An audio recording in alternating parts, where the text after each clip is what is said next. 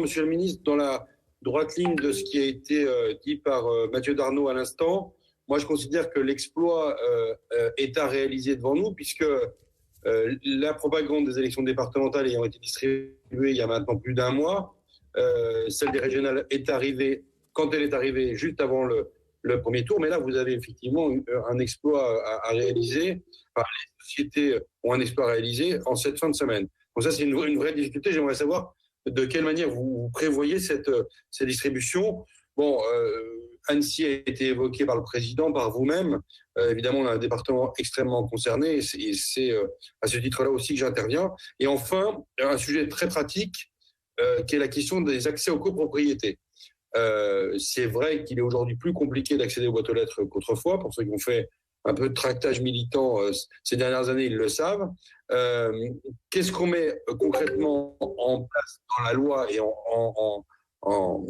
eu égard à cette distribution des documents électoraux pour que, autrefois, les facteurs disposant d'un passe postal pour accéder aux boîtes aux lettres, comment est-ce qu'on fait pour que cette distribution puisse avoir lieu? Voilà, je vous remercie, Monsieur le Ministre.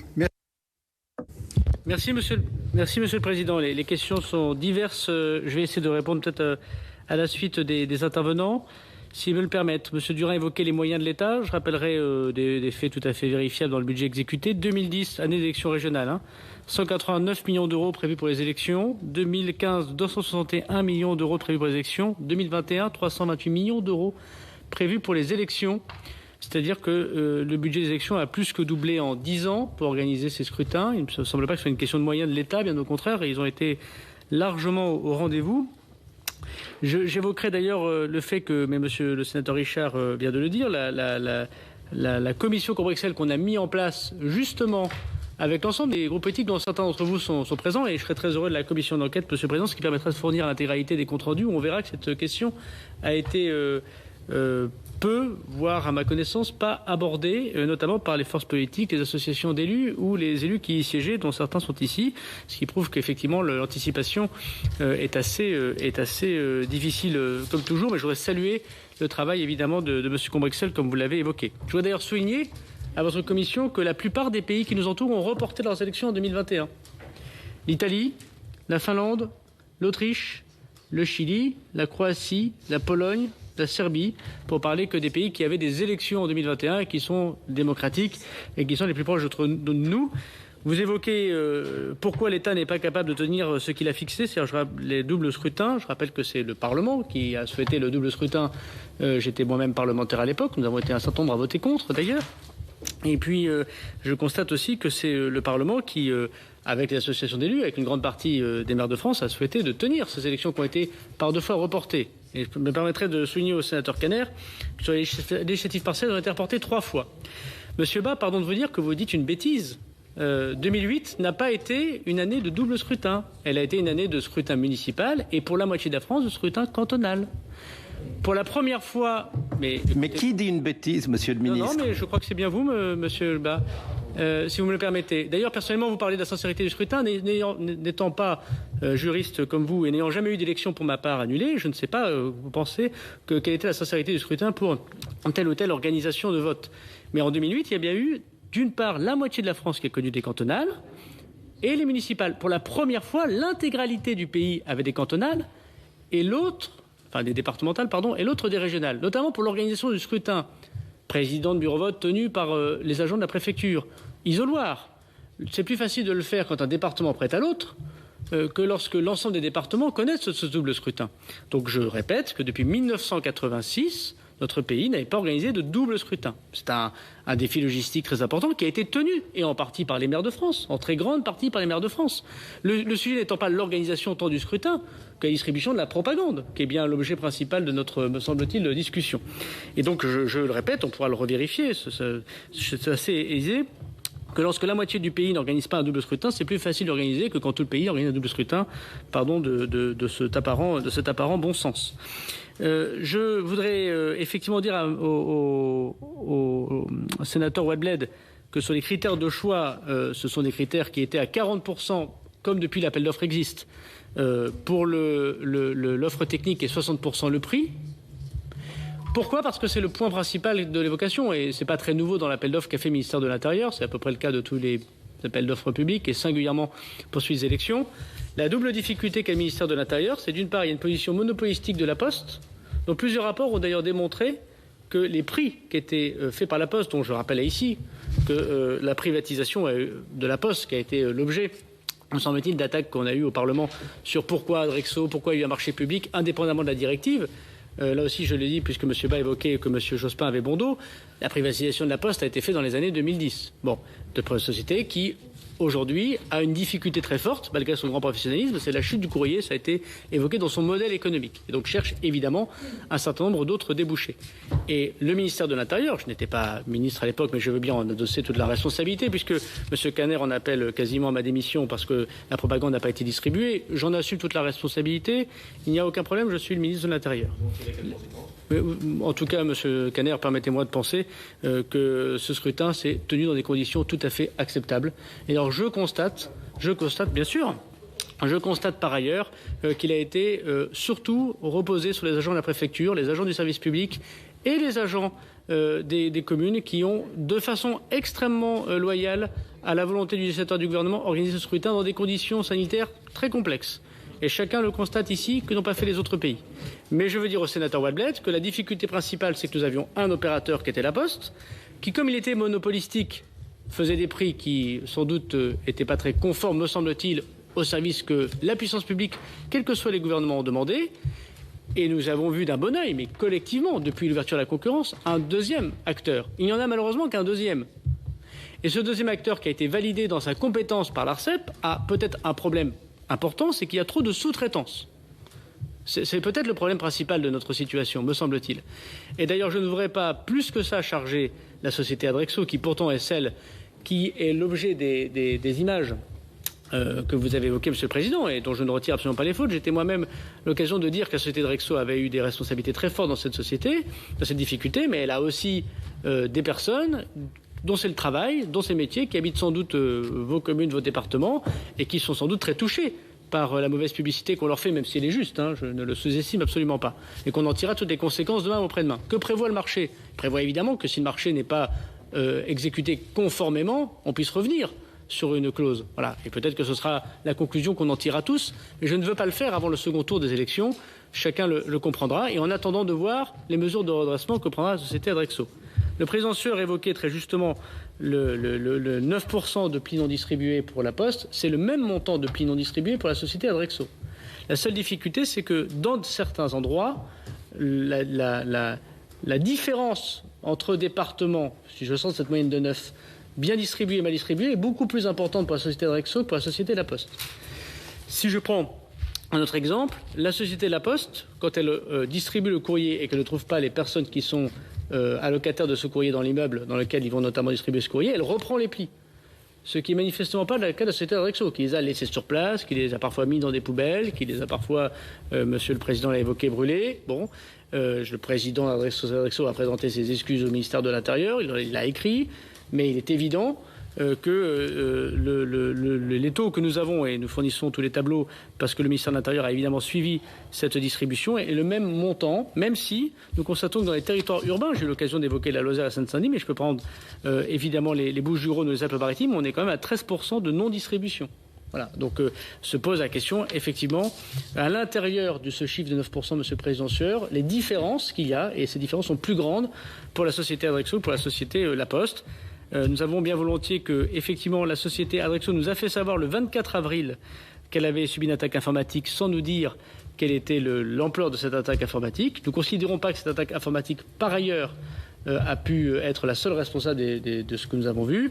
Je pense que si vous convoquez, j'ai compris que c'était votre choix, les deux sociétés vous expliqueront davantage quel a été l'objet de cette attaque informatique et comment ils l'ont résolu et comment ça a empêché une partie de distribution de ce courrier de propagande.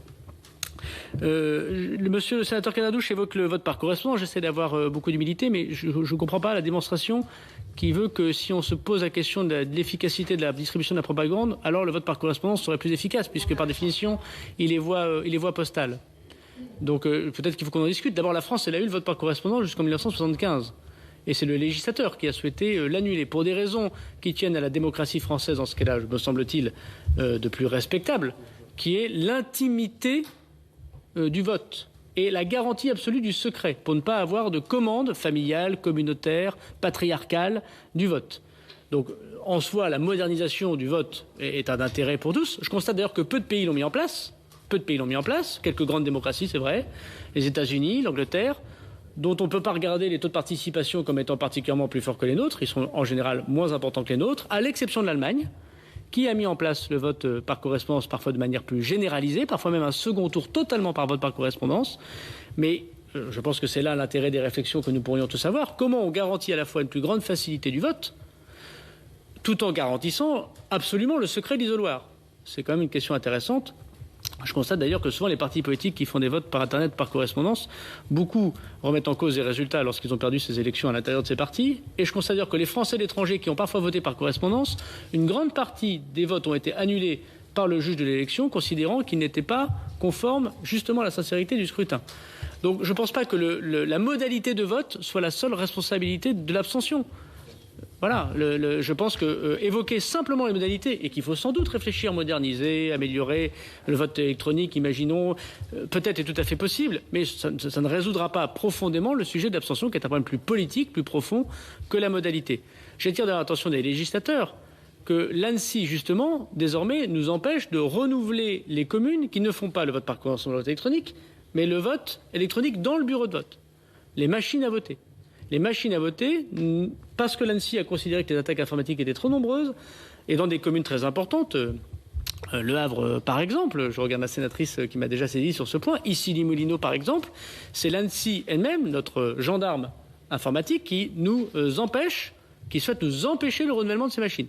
Nous avons trouvé une solution pour les scrutins qui arrivent, mais profondément, je pense que le DG d'ANSSI serait très heureux d'expliquer pourquoi il oblige le ministère de l'Intérieur à ne pas renouveler ce matériel, où il y a des sociétés d'ailleurs qui sont de moins en moins nombreuses à proposer ce genre, c'est contre-intuitif, de vote. Donc pour répondre au sénateur qui est intervenu, je pense que le débat de la modalité de vote et du vote par correspondance est un débat qui se pose, évidemment, mais il ne me paraît pas si évident que ça, vu les enjeux à la fois logistiques, de sécurisation, mais bien évidemment aussi de vote dans l'intimité de chacun. En tout cas, c'est ma conviction profonde. J'ai déjà eu l'occasion d'expliquer devant le Parlement. Un certain nombre d'autres questions ont été posées. J'en ai oublié, pardon, la question de la sénatrice Kuckerman.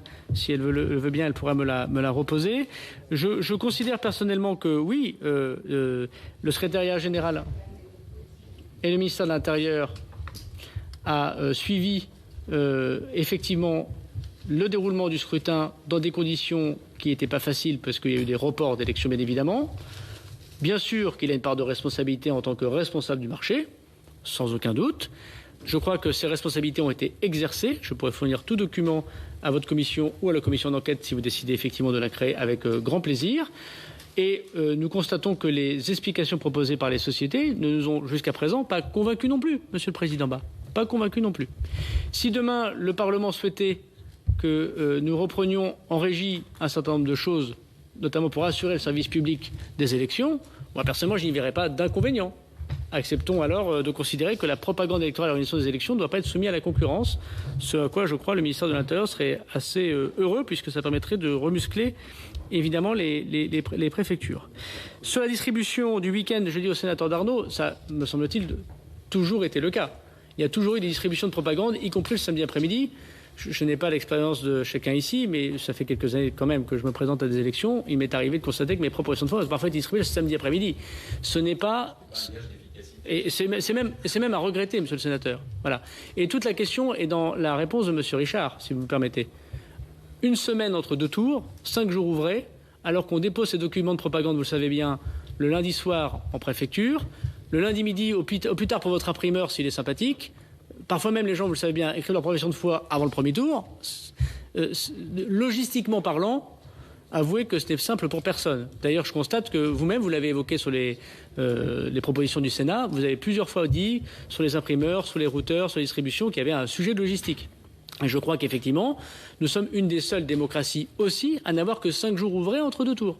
D'abord, nous ne sommes pas toute démocratie à 2 tours d'élection, vous le savez bien. Et par ailleurs, on n'a que 5 jours d'ouvrir entre les 2 tours. Donc évidemment, cela pose un certain nombre de questions logistiques. Le temps supplémentaire serait sans doute un gage de meilleure efficacité de distribution. Qu'est-ce qui a été mis en place ? Pour la première fois, l'intégralité des professions de foi de tous les candidats au départemental et au régional est mis en ligne sur tous les sites de la préfecture. Ils ont d'ailleurs été extrêmement consultés. Pour la première fois, la e-procuration a été mise en place, le fait de ne pas pouvoir se déplacer quand on fait une procuration. 262 000 procurations ont été mises en place pour ce scrutin départemental et régional. Quand on voit le taux de participation, on peut considérer que c'est quand même plutôt une réussite à la fois informatique et d'efficacité. Alors il reste encore le moment où la personne doit aller se présenter elle-même devant l'officier d'état civil, de police judiciaire, mais c'est un débat éternel de savoir si on fait confiance ou pas à la procuration. Est-ce qu'on doit reconnaître ou pas cette personne? Est-ce que c'est la mairie qui doit le faire? Est-ce que c'est un agent qui n'est pas un agent municipal? Je ne vais pas revenir sur les quelques sujets d'annulation d'élections, voire d'enquête pénale qui existent sur la situation des procurations, mais il faudra bien régler à la fin ce problème de savoir si quelqu'un de neutre doit voir physiquement cette personne. Peut-être qu'on a une solution, je le dis au président de la commission et à vous tous, sur la carte d'identité électronique que nous avons mis en place. La carte d'identité électronique, parce qu'elle a une puce, parce qu'elle ressemble, vous l'avez vu, à une sorte de permis de conduire, de carte bleue, permet sans doute de lutter bien plus contre les usurpations d'identité. Et peut-être que demain, avec un terminal qui vous est propre, peut-être un terminal même, on peut imaginer un terminal dans les services publics sans avoir d'agent, y compris de façon nocturne, dans les gares, on peut tout imaginer, on puisse identifier numériquement la personne. Mais ça pose un triple problème. Qu'est-ce qu'on met dans cette carte d'identité électronique? Dans le débat qu'on a eu ici et à l'Assemblée, il y a beaucoup de gens qui souhaitaient avoir juste une pièce d'identité et pas d'autres informations qui vous concernaient, pour des raisons propres à la CNIL, évidemment, et propres au RGPD. Est-ce qu'on accepte l'identité numérique, qui est un sujet absolument passionnant, mais qui pose des tas de problèmes, évidemment, de liberté publique, comme en Estonie, par exemple? Est-ce qu'on accepte que ça vaut l'identification d'une personne? Mais tant que vous n'aurez pas réglé la question de savoir comment on vérifie l'identité d'une personne sauf à la voir physiquement, on sera toujours buté sur un certain nombre de problèmes, même si on les a largement simplifiés. Je terminerai par dire, Monsieur le Président, et pour répondre aux questions, en m'excusant par ailleurs si je ne suis pas le plus convaincant pour le second tour, qu'encore une fois, je crois que les sociétés font aujourd'hui le maximum, et singulièrement la société Adrexo qui est la plus concernée, pour améliorer la distribution de la propagande. Il est évident qu'il n'y aura pas 100% de distribution de propagande pour dimanche prochain en 3 jours. Ce serait absurde de le promettre. Mais qu'il y ait une amélioration absolument générale, que par ailleurs on puisse mettre à disposition les propagandes pour ceux qui ne les ont pas reçues, puisque un certain nombre de dispositions sont prises concrètement dans les territoires les plus touchés, notamment les territoires les plus urbains. Et qu'on puisse faire connaître davantage que toutes les professions de foi sont mises en ligne sur tous les sites des préfectures et sous-préfectures de tous les candidats, même si évidemment ça ne vaut pas le papier que vous évoquez. C'est tout le travail que fait le ministère de l'Intérieur en reprenant, si j'ose dire, la main sur des marchés dont je rappelle qu'ils relèvent de plus de 200 millions d'euros et dont nous sommes en droit, me semble-t-il, de demander aux sociétés concernées qu'elles les accomplissent.